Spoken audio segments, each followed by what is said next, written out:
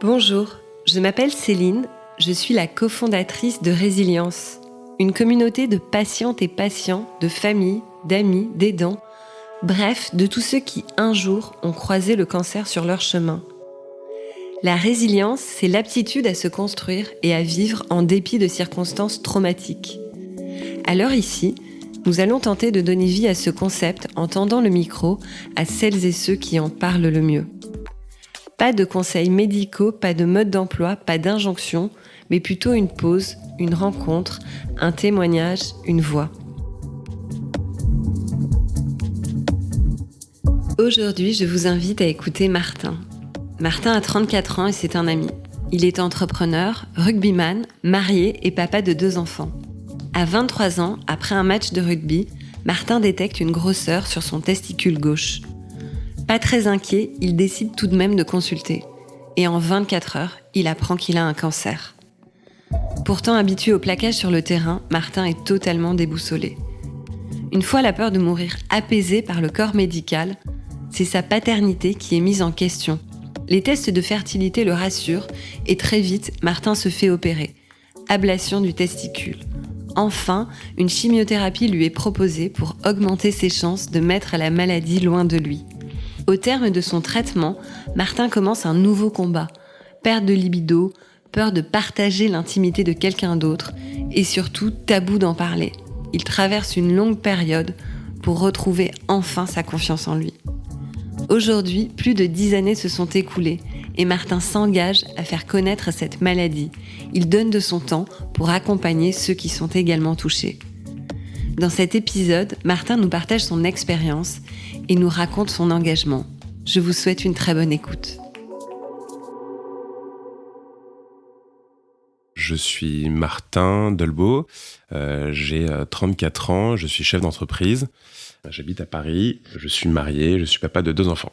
Donc à l'époque, j'avais 23 ans, je jouais beaucoup au rugby et après un match de rugby, j'ai vu une grosseur sur mon testicule gauche.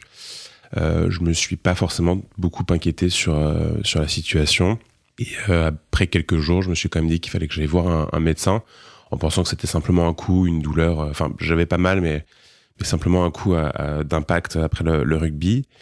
Quand je suis allé chez le médecin, la sentence était assez rapide. Il m'a tout de suite dit que ça pouvait être un peu problématique et du coup il m'a pris un rendez-vous directement chez un urologue qui était dans l'ouest parisien et en fait il m'a dit que c'était probablement un cancer du testicule gauche. Moi j'y allais vraiment pour une petite visite de principe parce que j'avais une grosseur, mais je m'attendais pas du tout à ce diagnostic-là. Donc lui m'a pris rapidement en charge en prenant le rendez-vous le jour même. Je m'en souviens, c'était assez rapide.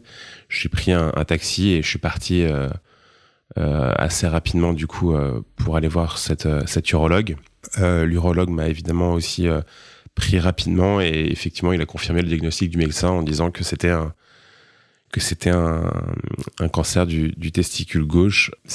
On était au mois de novembre et c'était en fin de journée, il faisait déjà nuit. Et je me souviens très bien dans le taxi être en larmes en me disant mais c'est pas possible.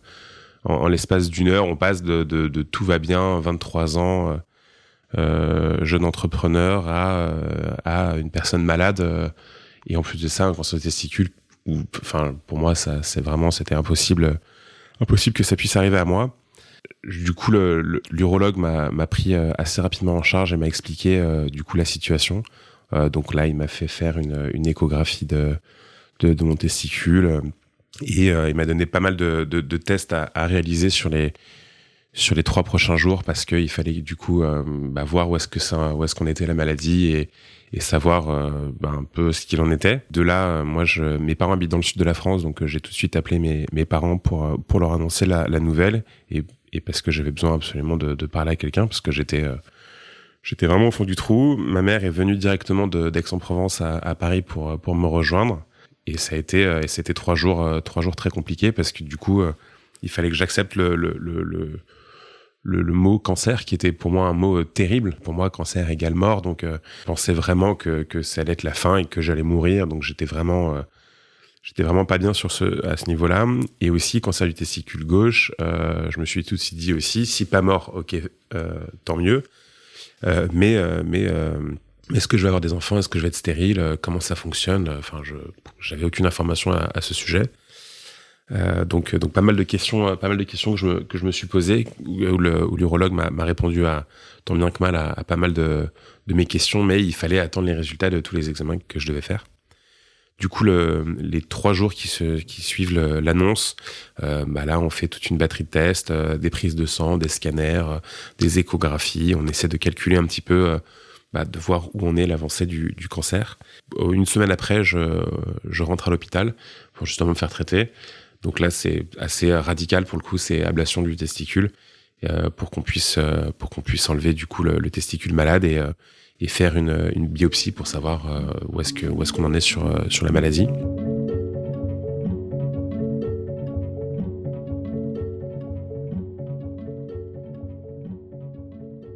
En fait, sur tes 3-4 jours d'opération, t'es tellement entouré de plein de médecins et t'as tellement de choses à faire que ça passe assez vite. C'est évidemment un moment pas évident à passer.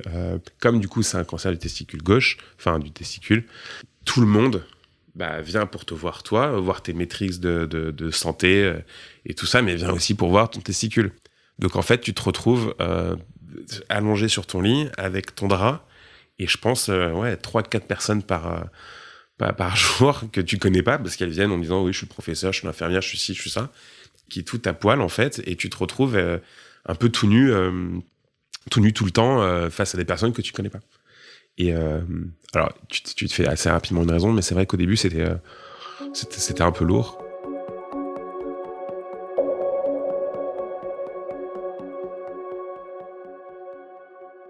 Beaucoup de questions ici à l'hôpital parce que je savais pas trop comment ça fonctionnait. Est-ce qu'on allait me remplacer mon testicule? Est-ce que j'allais être sans testicule avec simplement un testicule? Comment on enlevait déjà un testicule? En fait, c'est étonnant, mais je pensais qu'on passait par en dessous, alors qu'en fait, au niveau des bourses, en fait, on passe au niveau de l'aine. Donc du coup, je me retrouvais avec une cicatrice à l'aine. Enfin, pas mal de choses qui me paraissaient un peu, pas ce à quoi je m'attendais en fait. Donc là, ça a été 3 jours d'hôpital. Assez évidemment compliqué parce que là on se retrouve avec un testicule en moins et même si on met une prothèse, on sait qu'on a quelque chose de différent en nous. Ça se passe plutôt bien. Je commence à faire un petit peu mon petit bonhomme de chemin mentalement en me disant que c'est pour mon bien et que de toute façon ça c'est des choses qui arrivent et que ça aille bien. Post-opératoire, on m'a proposé de faire une chimio, une séance de chimiothérapie. Tout marche par statistique, en fait. J'avais 80% de chances de non-rechute. Et en fait, on m'a dit qu'avec une séance de chimiothérapie, je pouvais passer de 80% à 92 ou 93% de non-rechute, ce qui était pour moi colossal, de prendre plus 13% et d'éviter de retomber dans cette espèce de machine infernale. Donc du coup, j'ai pris la décision de faire cette séance 4 mois après. Là, c'était très très compliqué. Je me suis rendu compte vraiment ce que c'était que la chimio. À 23 ans, au mois de novembre, on t'apprend t'as un cancer, on te dit il faut faire une séance de chimio. Je savais pas ce que c'était que la chimio. Et pour moi déjà, je pensais que c'était des rayons, donc absolument rien à voir. Enfin bref, j'étais absolument pas informé là-dessus. Et en fait, on te met dans cette salle avec d'autres personnes d'ailleurs. Et pendant 2 heures, on t'injecte le produit. On m'avait dit que les effets secondaires seraient assez, pas douloureux, mais assez inconfortables. Je trouve qu'effectivement, le mot inconfortable est assez faible, parce que c'est vraiment très, très, très compliqué. On est cloué au lit pendant une semaine, avec des vomissements, des diarrhées. Je pouvais pas regarder la télévision parce que les images allaient trop vite, donc du coup, ça me donnait des nausées et du coup ça a été une semaine assez compliquée, mais bon je me suis dit à 23 ans je peux la supporter. Je pense pas le regretter parce que c'est ce qui m'a peut-être permis de pas peut-être avoir de rechute, parce que voilà, statistiquement parlant ça augmentait mes chances de non rechute, mais c'est vrai que c'est compliqué et je pense toujours depuis ce moment-là à toutes les personnes qui doivent enchaîner les chimios, parce que j'ai eu quelques quelques cas de malades dans ma famille qui justement enchaînent les chimios, et j'ai une grosse pensée pour toutes ces personnes-là qui les enchaînent, parce que je sais que c'est très compliqué. Après, post-chimio, voilà, l'histoire l'histoire n'est pas finie, parce qu'elle continue, en fait. On a des rappels et un suivi de post-maladie, post-opération, post-chimio, tous les mois, puis après c'est tous les 3 mois, après tous les 6 mois, après toutes les années, pendant à peu près 8 ans. Donc pour justement bien suivre le patient. Alors moi j'ai eu de la chance parce que c'était toujours avec le même oncologue qui m'a suivi pendant ces 8 dernières années, que j'ai assailli de questions sur 1 milliard de petites questions, parce que évidemment j'étais devenu un petit peu hypocondriaque avec cette histoire, donc vraiment il a été plutôt top. Je sais que de temps en temps c'est pas le cas et qu'on peut multiplier les oncologues qui nous suivent. Moi j'ai pour le coup eu cette chance là d'avoir un seul et même oncologue, donc c'était bien. Mais ce qui est vrai, c'est que tous les mois au début et tous les 6 mois, enfin tous les trimestres et tous les semestres après, on replonge un peu dans ce mauvais souvenir de maladie, et avec évidemment une batterie de tests, prise de sang, scanner et compagnie. Voilà, et puis jusqu'à ce qu'on dise qu'on est plus suivi et qu'on est en rémission totale.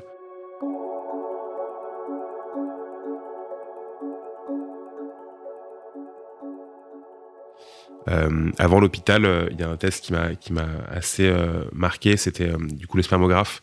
Une fois qu'on a les prises de sang et qu'on a les résultats des prises de sang pour savoir si les métastases sont importantes et propagées. Et donc du coup que le côté vital de la maladie est plus vraiment engagé, et que on m'a dit que j'allais m'en sortir parce que justement c'était une maladie qui s'était pas propagée. J'avais évidemment cette question de la paternité et de savoir si je pouvais avoir des enfants, parce qu'à 23 ans j'avais quand même pour objectif d'avoir des enfants. Et donc du coup j'ai dû faire un spermographe pour savoir où est-ce que ça en était. Donc je suis allé dans un laboratoire, c'était le lendemain de l'annonce, dans un laboratoire à 6h du matin, pour faire un prélèvement de sperme. C'était l'horreur, parce que c'est vraiment les conditions sont bonnes, hein, mais c'est vrai que c'est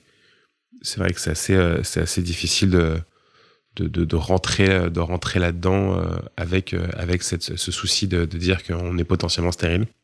Une fois avoir fait mon prélèvement de sperme, je suis sorti de la cabine et je suis allé voir la dame qui m'a dit voilà, très bien, vous aurez vos analyses dans une semaine. Et je me souviens très bien, c'était dans le 16e arrondissement. Je suis tombé en larmes, je me suis assis par terre devant elle en disant, mais on m'a annoncé hier que j'avais un cancer de testicule, je peux pas attendre une semaine pour savoir si j'ai des spermes viables ou pas, c'est pas possible. Aidez-moi s'il vous plaît. Et la dame gentiment m'a dit qu'elle pouvait rien faire pour moi. Il y a un médecin qui passait à ce moment-là et qui a demandé ce qui m'arrivait. Je lui ai expliqué la situation. Il m'a gentiment pris et mis dans une salle en disant qu'il allait s'occuper de moi rapidement, et du coup il m'a donné les résultats au bout de 2-3 heures, qui ont été 2-3 heures les plus longues de ma vie, je pense. Et du coup le résultat était positif, en disant que voilà, j'avais encore du sperme qui était encore viable, et qu'il n'y avait pas de sujet, en tout cas à ce niveau-là. Après l'opération, on est obligé de refaire un spermographe, parce que justement il faut aussi vérifier si toute l'opération s'est bien passée. Et donc du coup ça s'est plutôt bien passé, parce que les résultats étaient plutôt bons. Après mon opération, moi j'avais toujours eu cette peur de justement même avec les spermographes de pas avoir d'enfants et d'avoir des problèmes post-opératoires, ou même post-chimio, parce que ça peut attaquer aussi de temps en temps les spermatozoïdes. Et en fait aujourd'hui, je suis papa de 2 enfants, et c'est trop cool, parce que je me rends compte que cette expérience de cancer n'a pas nui sur mon futur, et m'a plutôt fait grandir, et m'a plutôt renforcé des convictions que j'avais, et surtout une volonté de pouvoir aider les autres à discuter de cette maladie et parler de cette maladie pour enlever des tabous sur le cancer du testicule, en tout cas.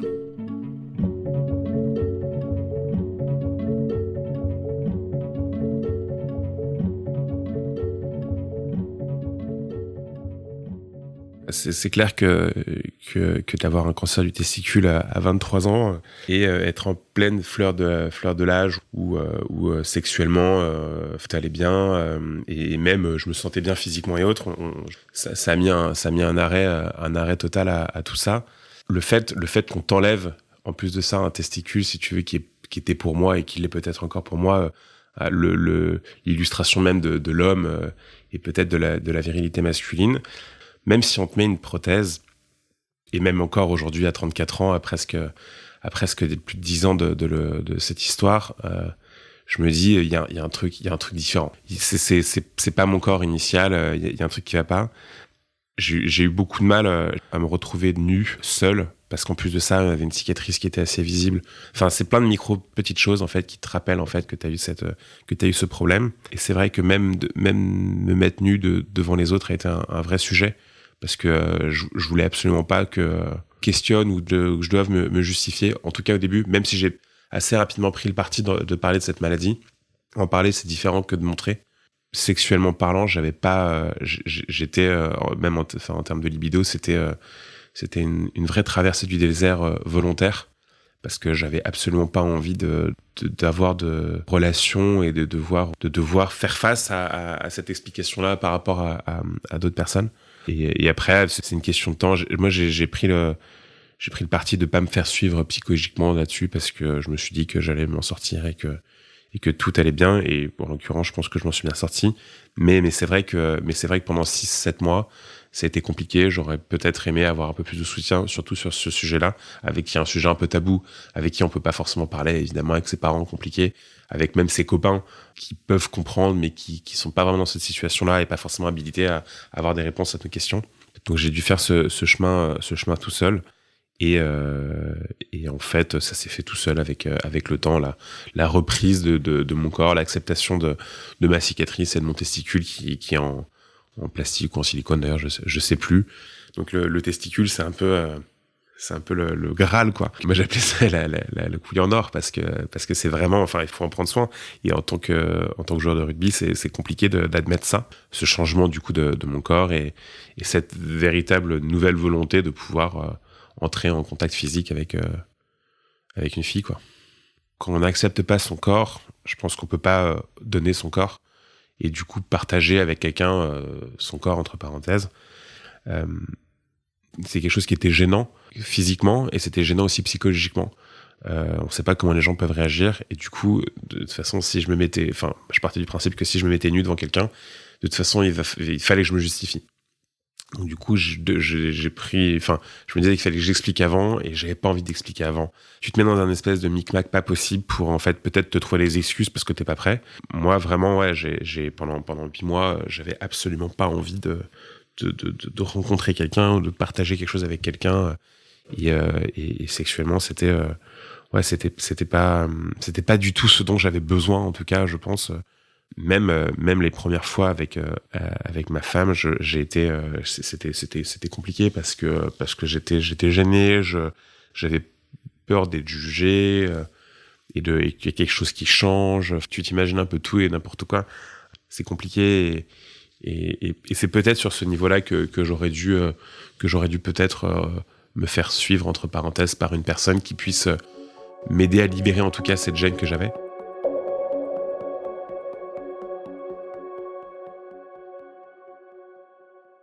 De ce truc qui a vraiment changé mon quotidien, cette espèce de petit rappel, en fait, tous les mois et de suivi, qui en fait me mettait dans le dur parce qu'une semaine avant, tu pouvais t'imaginer qu'une autre sentence allait tomber. Parce qu'en fait, une fois que tu as passé tes examens et qu'on te donne les résultats, tu as un espèce de soulagement qui est énorme parce que tu sais que pendant X temps, bah en fait, ça y est, c'est fini et qu'ils peuvent pas, enfin, entre parenthèses, ça peut pas revenir demain, quoi.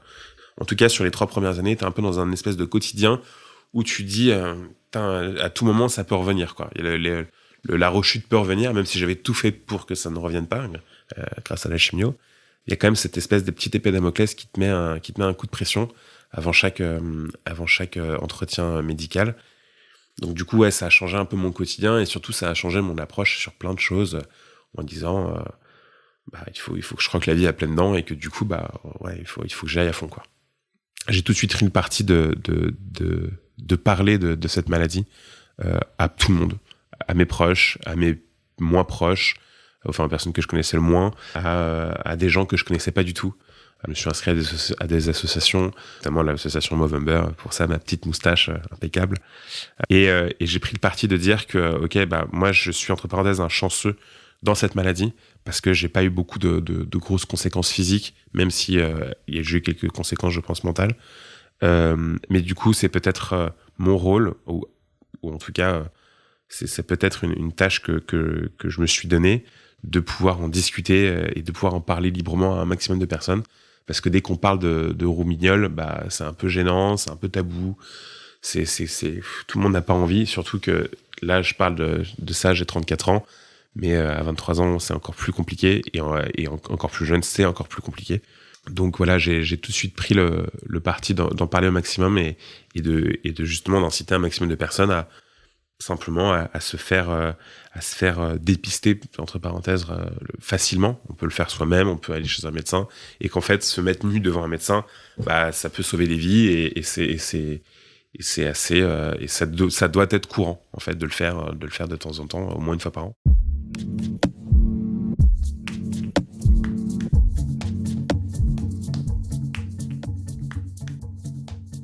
Ouais, l'objectif, c'était vraiment de m'impliquer au maximum dans cette cause, mais c'était de prendre du temps, de me rendre disponible pour les gens qui, comme moi à l'époque, avaient des questions et sans réponse. Ou alors des questions avec des réponses, mais données par l'ordre médical, et donc du coup, c'est toujours des trucs compliqués, on comprend pas forcément tout. Et puis en plus, t'as énormément d'informations à absorber en très peu de temps. Je me suis mis, moi je connaissais déjà l'association Movember, parce que en tant que rugbyman, on connaît un peu l'histoire de le porter la moustache au mois de novembre. Donc en plus, moi j'étais à l'hôpital avec ma moustache, donc c'était quand même assez cocasse. Movember, c'est tout d'abord, l'idée principale, c'était de porter la moustache au mois de novembre, mais c'est surtout prendre conscience que les maladies masculines, ça arrive pas qu'aux autres, et que il faut porter la moustache, oui. Il faut faire un petit don, oui, mais il faut surtout prendre conscience que il faut se faire tâter les roubignoles, parce que c'est pas aussi, ça doit pas être aussi tabou que ça. On doit le faire. On peut le faire soi-même. On peut le faire chez un médecin. Ça se fait. Aujourd'hui, on a réussi, grâce à de la communication, à démocratiser le dépistage du cancer du sein. Il faut qu'à terme, on arrive à faire la même chose avec le cancer du testicule, que ça soit une banalité annuelle qu'on doit faire chez les hommes. Bah, du coup, j'essaie de m'impliquer aussi dans Résilience, et de communiquer au maximum sur cette formidable aventure qui à mon avis, dans laquelle je crois beaucoup, qui est primordiale aujourd'hui pour moi, pour des malades, qui soient jeunes ou moins jeunes, mais je prends l'exemple du jeune parce que c'est mon exemple. Je pense qu'avec une application comme Résilience, à mon âge, ça aurait fait peut-être 50% du travail psychologique sur comment aborder ma maladie, et comment suivre ma maladie. D'être jeune, en bonne santé, et tomber malade, c'est une chose qui est vraiment terrible et terrifiante. On a beaucoup moins d'expérience que ce que je pourrais avoir maintenant aujourd'hui à 34 ans, des expériences de vie, du recul, de la maturité. On est moins informé. Moi, j'avais énormément de trous, en fait, de connaissances que je me suis rendu compte que j'avais absolument pas sur comment soigner un cancer, au final. Le mot cancer faisait partie un peu d'un quotidien, mais ça arrivait toujours aux autres. Mais voilà, je savais pas trop quels étaient les traitements et tout ça. Donc ouais, il y a un manque de connaissances terrible à 24 ans, 23 ans. Si on a l'information, on est beaucoup plus serein sur l'approche de quelque chose. Et c'est ça pour le cancer, ou pour tout, en fait. Et que du coup, plus on est informé, plus on peut faire face, et du coup, c'est un cercle vertueux. Et donc, du coup, il faut matraquer le fait qu'il y a des solutions, que ça existe, et qu'il faut se battre, si on tombe là-dedans, quoi. Moi, j'ai cette phrase, du coup, que je viens de dire, qui pour moi illustre un peu du coup le cassage de code, et d'enlever les tabous. C'est faites-vous tâter les roubignoles, parce que c'est un côté un peu humoristique, et du coup, ça dédramatise un petit peu le côté maladie, cancer, qui est un peu lourd, un peu pesant, et c'est quelque chose qui peut être fait, mais en une seconde, et en fait, ça peut sauver des vies. Donc du coup, je pense qu'il faut apporter un côté un peu ludique à ça, pour casser un peu la glace du mot cancer, du mot dépistage. Dépistage, c'est lourd aussi comme mot. Donc du coup, ouais, je pense qu'il faut se faire tâter les roubignoles pour peut-être se sauver, et ça prend 10 secondes, et c'est rien.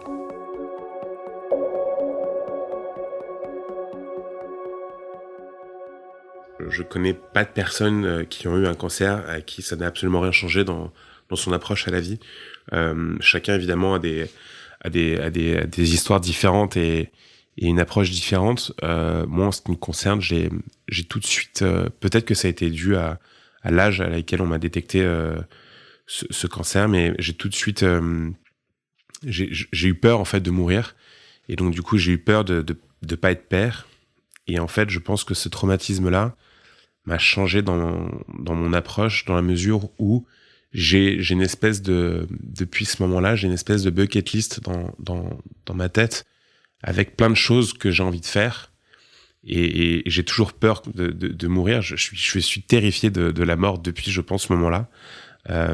Et du coup, je m'efforce à réaliser un maximum de choses dans la journée, dans la semaine, dans le mois ou même dans l'année, qui sont du coup des choses plus ou moins grosses en fonction des différents projets, pour me dire si un jour on m'annonce encore une mauvaise nouvelle comme ça et que elle peut devenir fatale, bah j'aurai aucun regret. Et du coup j'essaie de faire un maximum de choses et ce qui est hyper contraignant parce que du coup c'est fatigant, du coup c'est cette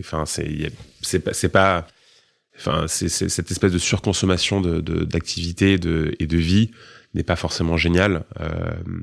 Je pense qu'il y a un bon équilibre à aller chercher là-dedans. Le fait d'avoir des enfants, ça m'a un peu calmé parce que c'était l'objectif principal de ma vie. Mais je pense qu'il y a toujours des vieux fantômes qui reviennent et qu'on peut facilement retomber dans cet aspect-là de ma vie qui serait de faire un maximum de choses parce que j'ai trop peur que tout s'arrête demain.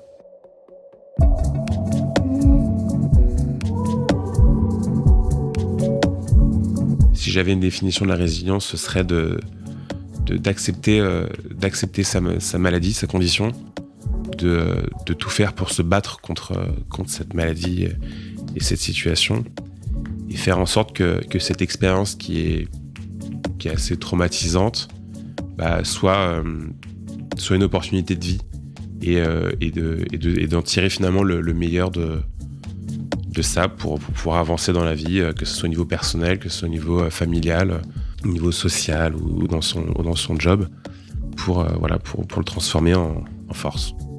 Après, on pourrait en parler des heures et des heures, hein, mais c'est vrai que...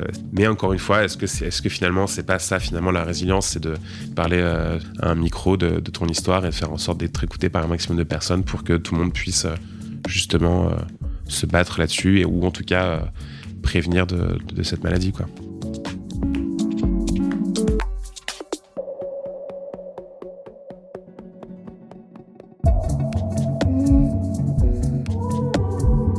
Martin nous raconte comment, atteint d'un cancer du testicule à 23 ans seulement, il a mené un combat avant tout psychologique contre la maladie qui a nui tant à sa confiance en lui qu'à sa libido.